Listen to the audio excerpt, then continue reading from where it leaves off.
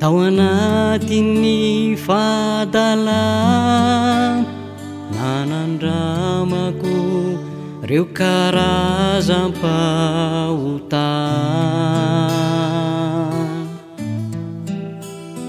nefa tsy hitako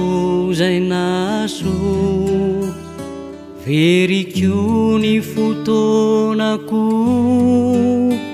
izany no fiainako taloha indray andro izay no enoko ny fitiavanao riray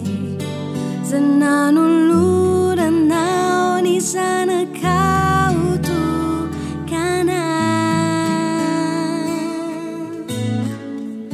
maro tsisy over zay rehetra mino azy fanana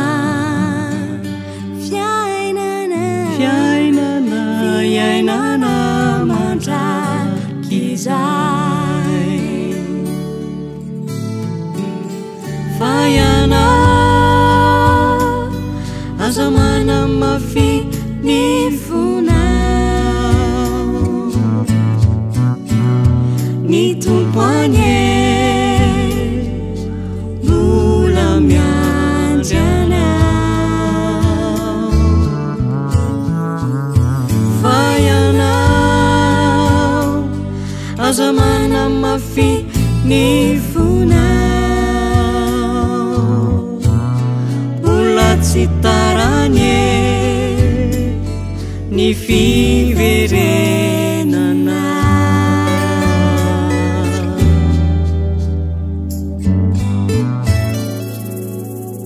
indray androko tsy adinoko ny fitiavanao Jesosy zay nanambara hoe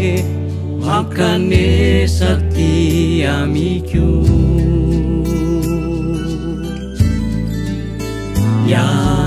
ianareo zay miasa fatratra mavesatretana fa izao anome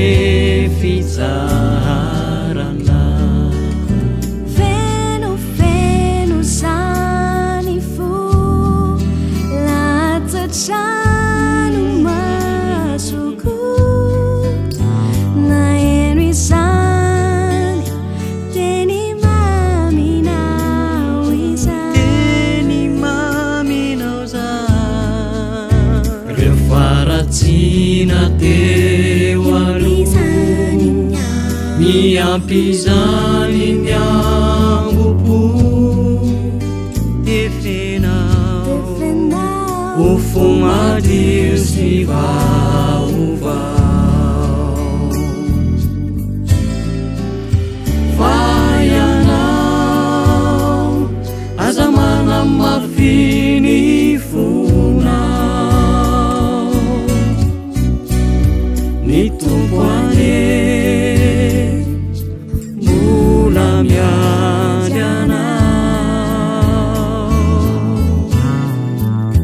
fa ianao aza manamafy ny fonao mbola tsy taranye ny fifonana fa izy ane olalana sy famarinana riko fiainana izy ane